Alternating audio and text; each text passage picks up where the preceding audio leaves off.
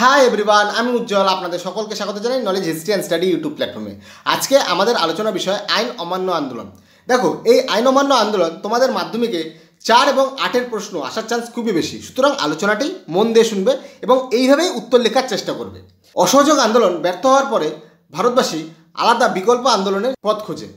এই আইন অমান্য আন্দোলনের পটভূমি প্রথম রচিত হয় 1928 সালে কলকাতায় কংগ্রেসের বার্ষিক অধিবেশন। এখানে নেহেরু অর্থাৎ মতিলাল নেহেরু তার নেহেরু রিপোর্ট প্রতিস্থাপন করে এবং এখানে কিছু দাবি উপস্থাপন করে। গান্ধীজি ইংরেজ সরকারকে বলে এই দাবি না মানলে 1 বছরের মধ্যে তিনি আইন অমান্য পথে যাবে এবং পূর্ণ স্বাধীনতার দাবি তুলবে।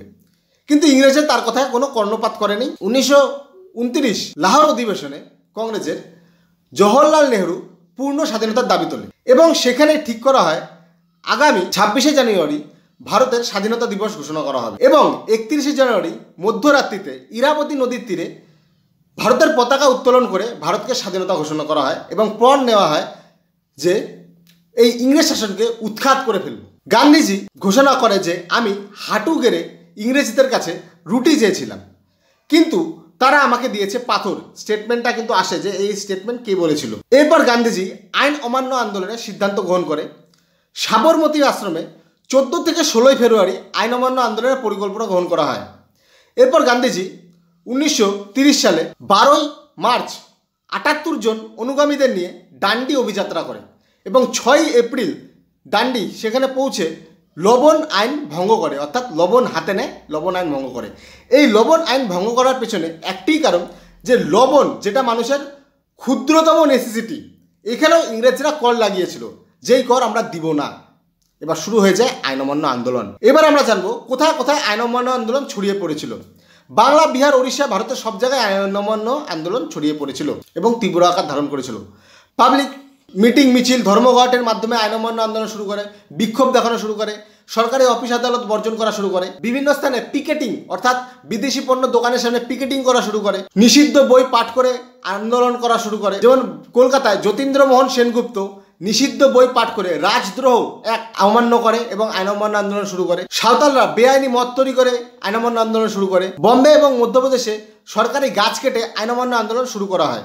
উত্তর পশ্চিম সীমান্তে খান আব্দুল গফ্ফর খান, যিনি খুদাই খিদমতগার নামে বাহিনী গঠন করেন, তিনি আইন অমান্য আন্দোলন শুরু করেন এবং তার বাহিনীর অপর নাম লাল কুর্তা বাহিনী। প্রশ্ন আসতে পারে উত্তর পশ্চিম সীমান্তে আন্দোলন কে করে? খান আব্দুল গফ্ফর খান। তার অপর নাম সীমান্ত গান্ধী এবং তার বাহিনী লাল কুর্তা বাহিনী বা খুদাই খিদমতগার।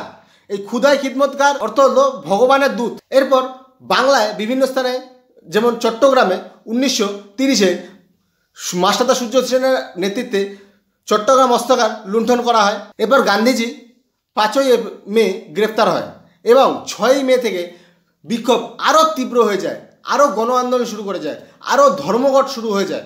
বস্ত্র ব্যবসায়ীরা গান্ধীজিকে যে গ্রেপ্তার করা হলো তার প্রতিবাদে 6 দিন ব্যাপী ধর্মঘট করে।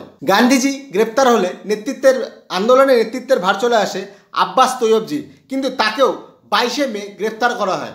এরপর আন্দোলনের নেতৃত্ব দিতে আসেন সরোজিনী নাইডু। এইভাবে আন্দোলন আরও এগিয়ে চলতে থাকে। এবার আমরা জানি কোন কোন রাজ্যে কিভাবে আন্দোলন হয়েছিল।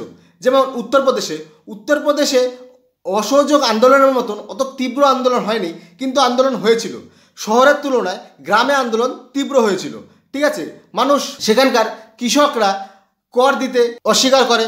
এই উত্তরপ্রদেশের নেতা হলো রফি আহমেদ, কালিকা প্রসাদ, অঞ্জনী কুমার প্রমুখ।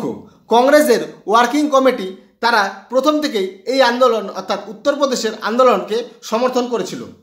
নাগাল্যান্ডে এরকমই আন্দোলন দেখা যায়। সেখানকার 13 বছর বয়সী কন্যা গোদলিউকে গান্ধীজি আন্দোলনে সামিল হওয়ার আহ্বান জানায় এবং গান্ধীজির আহ্বান পেয়ে তিনি স্বতঃস্ফূর্তভাবে আন্দোলনে যোগদান করেন এবং তাকে 1932 সালে সরকার গ্রেফতার করে এবং তাকে আজীবন কারাবাস শোনানো হয়। জওহরলাল নেহরু তাকে রানী উপাধি দেন এবং তার নাম হয় রানী গোদলিউ। এইবার আমরা আন্দোলনে নারীদের ভূমিকা সম্পর্কে জানি। দেখো, আইন অমান্য আন্দোলনে নারীদেরও ভূমিকা ছিল স্বতঃস্ফূর্ত। বিভিন্ন স্থানে নারীরা আন্দোলন করা শুরু করে। দিল্লিতে 1700 মহিলা কারাবাস গ্রহণ করে, অর্থাৎ নারীরা কত হিউজ পরিমাণে অংশগ্রহণ করে। বাংলার তমলুকেও নারীরা বিভিন্নভাবে অংশগ্রহণ করে। সেখানকার সত্যাগ্রহীদের উপর ইংরেজরা আক্রমণ করে। এই নারী আন্দোলনের নেতৃত্বের মধ্যে সরোজিনী নাইডু, কস্তুরবা গান্ধী, সরবালা দেবী, স্বরূপ রানী, নেহেরু, নেলি সাহা, নলিনী গুপ্ত প্রমুখ মহিলারা নেতৃত্ব দিয়েছিলেন। তারা বিভিন্ন স্থানে পিকেটিং করেছিলেন, ধর্মঘট করেছিলেন, মিটিং মিছিল করেছিলেন। মেদিনীপুরে মহিলারা লবণ আইন ভঙ্গ করেন। কলকাতায় সত্যাগ্রহ সমিতিও প্রতিষ্ঠিত হয়, এটা নারীদের দ্বারাই। এইভাবে নারীরাও স্বতঃস্ফূর্তভাবে অংশগ্রহণ করেন। এবার আন্দোলনের দমননীতি। আন্দোলন তীব্র আকার ধারণ করতে থাকলে সরকার বিভিন্নভাবে আন্দোলনের উপর চাপ সৃষ্টি করে, বিক্ষোভকারীদের উপর লাঠিচার্জ করে, গুলি বর্ষায়। এভাবে আন্দোলন দমননীতি করে। মহিলাদের উপর পাশবিক অত্যাচার করে। তারপর লাহোরের বিশ্ববিদ্যালয়ে গুলি চালায়। পাঞ্জাবের রাওয়ালপিন্ডিতে সত্যাগ্রহীদের উপর গুলি চালায়। এইভাবে আন্দোলন আস্তে আস্তে স্তিমিত হতে থাকে। তার মধ্যে সবথেকে বড় কারণ হচ্ছে গান্ধী আরউইন চুক্তি।